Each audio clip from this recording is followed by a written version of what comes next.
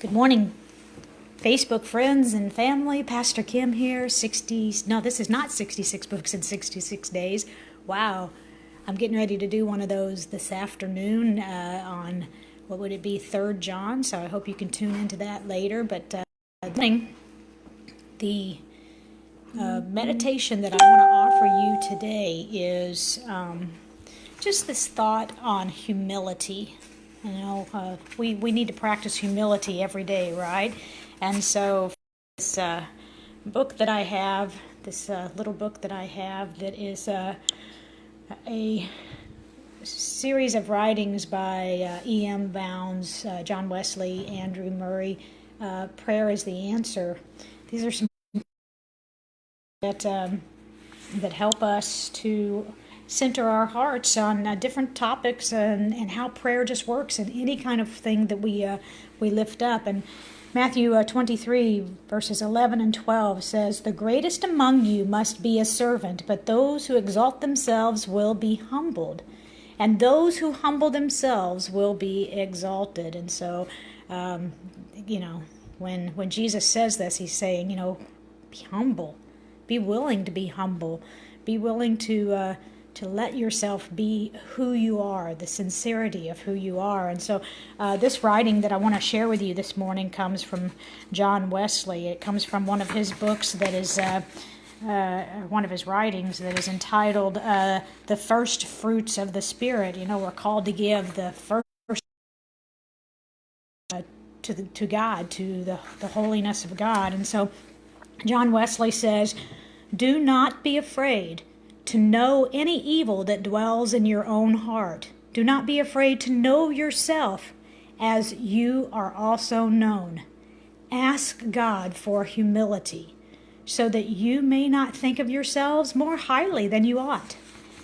Let your continual prayer be," hang on, let me turn the page. "Let your continual prayer be, show me, as my soul can bear, the depth of inbred sin.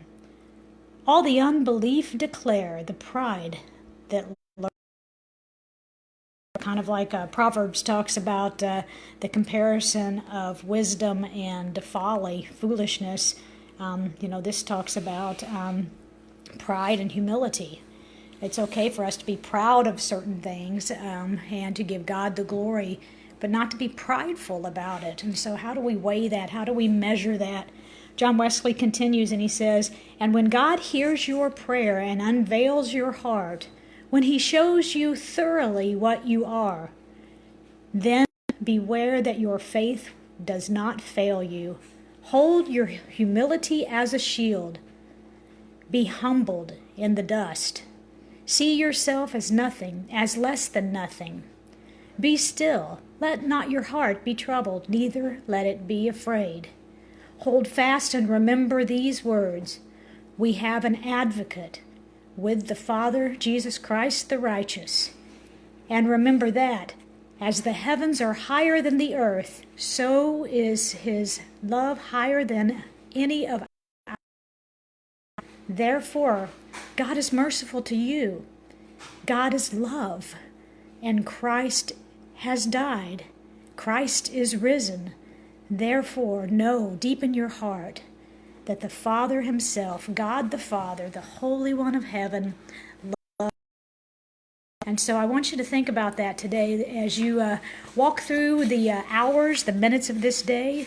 Think about that prayer of humbling yourself, giving yourself to the glory of God, and asking God to show you. Hey, we live in Missouri, right? We are the show me state. So hey, show me, God.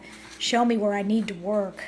Show me the truth of my inward being. And Lord, walk with me to be cleansed and made whole. Show me, as my soul can bear, the depth of inbred sin. All the unbelief declare, the pride that lurks within. Lord, I want to be humble. I want to walk in humility.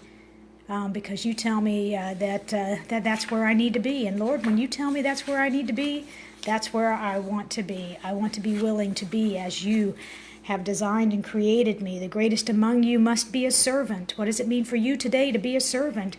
But those who exalt themselves will be humbled, and those who humble themselves will be exalted. And that's not a self-exaltation. That is God exalting us.